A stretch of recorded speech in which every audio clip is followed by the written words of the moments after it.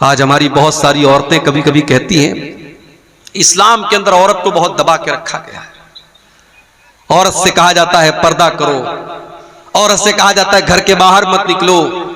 کچھ پڑھی لکھی لڑکیاں تو یہاں تک کہہ دیتی ہے کہ ارے اسلام میں تو عورت کو بچہ پیدا کرنے کی مشین بنا دیا گیا ہے۔ بڑے ادب سے کہنا چاہوں گا اپنی ان بہنوں سے،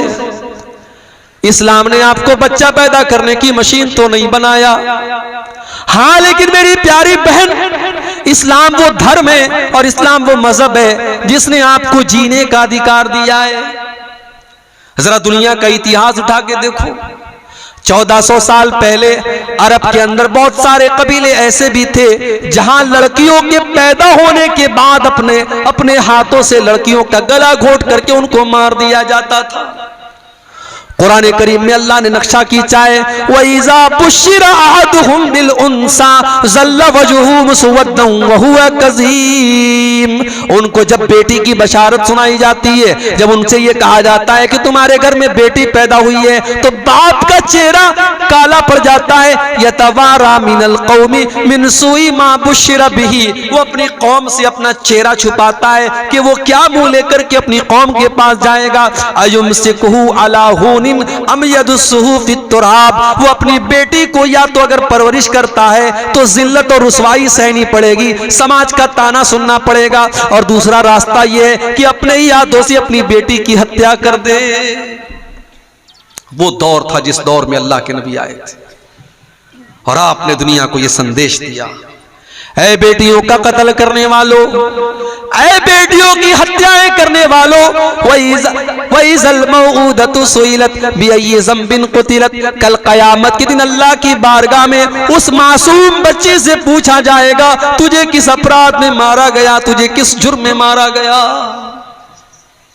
ایک صحابی اللہ کے نبی کے پاس آتے ہیں، اے اللہ کے نبی، میں نے زندگی میں بہت سارے گناہ کیے، ایک گناہ ایسا ہے جس کو میں بھول نہیں پاتا ہوں۔ آپ نے پوچھا کون سا گناہ ہے؟ کہا اے اللہ کے نبی، میری ایک بیٹی تھی، میں اس سے بہت پیار کرتا تھا، میں جب بھی پکارتا تھا میں اس کو بلاتا تھا، وہ یا بتی یا بتی، ابا جان کہہ کر کے میرے پاس آ جاتی تھی۔ اے اللہ کے نبی، ایک دن میں نے اپنی بیٹی کو بلایا، بیٹی پھٹ سے میرے پاس آئی، میں نے کہا بیٹی چل باہر چلنا ہے، وہ جلدی سے میرے ساتھ چلنے لگی۔ میں گھر سے کچھ دور گیا، کچھ فاصلے پر گیا، ایک کنویں کے پاس پہنچا، اور اے اللہ کے نبی، میں نے اپنے سماج کے تانوں کو سن کر کے میرے کان پک چکے تھے۔ میری بیٹی کی وجہ سے میرا سماج مجھے تانے دیتا تھا، مجھے اپمانت کرتا تھا، مجھے ذلیل کرتا تھا، میں اپنی قوم کے تانے برداشت نہ کر پایا۔ میں اس کنویں کے پاس پہنچا اور میں نے اپنے ہاتھوں سے اپنی بیٹی کو اس کنویں میں ڈھکیل دیا۔ اے اللہ کے نبی، میری بیٹی کی زبان سے آخری الفاظ جو نکلے تھے وہ یہ کہہ کر کے دنیا سے گئی، یا ابتی یا ابتی، اے ابا جان، اے ابا جان، گویا کہ وہ یہ کہہ رہی تھی اے ابا جان، میرا قصور کیا ہے، میری غلطی کیا ہے، مجھے کس جرم میں آپ یہ سزا دے رہے ہیں۔ یہ واقعہ سنانے کے بعد صحابی کی آنکھوں میں آنسو آ گئے، رونے لگے، اور اللہ کے پیارے نبی بھی زارو قطار رونے لگے۔ صحابہ کرام نے صحابی سے کہا تو نے اللہ کے نبی کو دکھی کر دیا، تو نے اللہ کے نبی کو غمگین کر دیا۔ اللہ کے نبی نے فرمایا نہیں کوئی بات نہیں، انہوں نے تو اپنے دل کی بات رکھی ہے۔ اس کے بعد اللہ کے نبی نے فرمایا اے میرے صحابی، تم نے دور جاہلیت میں جتنے گناہ کیے تھے اللہ نے وہ سارے کے سارے گناہ تمہارے معاف کر دیے۔ یہ جرم بھی بہت بڑا تھا، یہ بیٹی کی ہتیا بھی بہت بڑا گناہ تھا، لیکن جب تم اسلام لے آئے، تم نے توبہ کر لیا تو اللہ نے تمہارا یہ گناہ بھی معاف کر دیا۔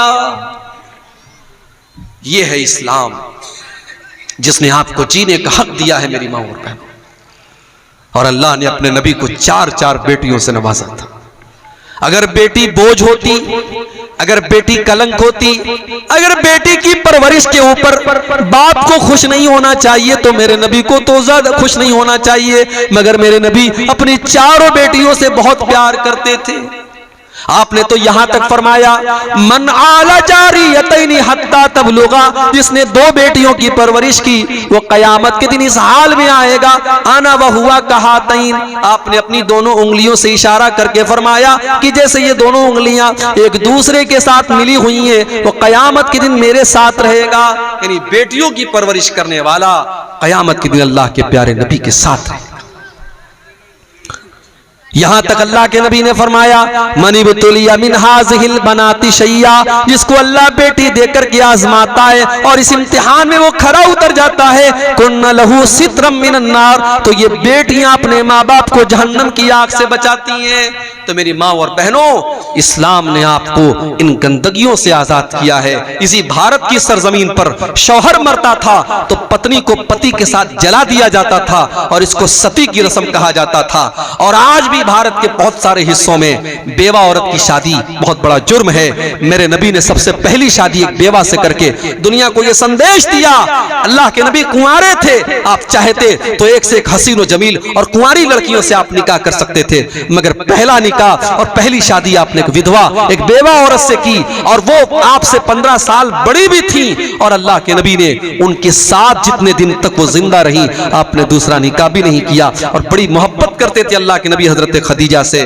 میری پیاری ماں اور بہنوں، عورت کے ہر روپ کو اسلام نے سراہا ہے، اور اسلام نے عورت کو ہر روپ میں قابل تعظیم قرار دیا ہے۔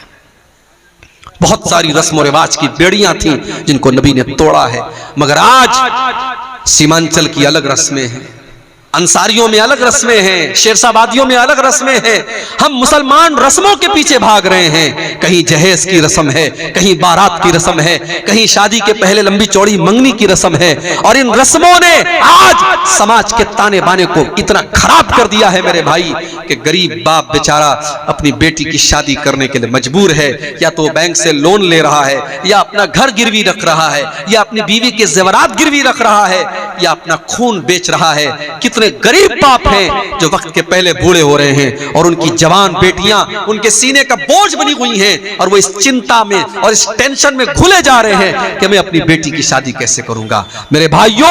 ان رسم و رواج کو توڑو، اور یہ رسم و رواج کیسے ٹوٹیں گے؟ یہ رسم و رواج تب ٹوٹیں گے جب سماج کا امیر طبقہ جس کو اللہ نے نوازا ہے، جس کے پاس دولت ہے، وہ طبقہ اٹھے گا اور سب سے پہلے ان رسموں کا بائیکاٹ کرے گا۔ یہ رسمیں تب ٹوٹیں گی جب ہمارا نوجوان غیرت مند بنے گا، خوددار بنے گا، اور اپنے باپ سے کہے گا، اپنی ماں سے کہے گا کہ ماں میں چارپائی پہ سو جاؤں گا، مجھے نہیں چاہیے جہیز میں ملنے والی چارپائی، مجھے نہیں چاہیے میں سائیکل چلا لوں گا، مجھے نہیں چاہیے سسرال سے ملنے والی بھیک میں بائک اور اسکوٹر اور 4 ویلر، میں اپنی کمائی سے اگر اللہ نے مجھے نوازا میں مہنگی سے مہنگی گاڑی خریدوں گا، مجھے اپنے سسر اور اپنی ہونے والی بیوی کے باپ کے اوپر بوجھ نہیں بننا ہے۔ جب یہ جذبہ ایک نوجوان کے اندر پیدا ہوگا تب یہ رسمیں ٹوٹیں گی۔ یہ رسمیں تقریر کرنے سے نہیں ٹوٹیں گی،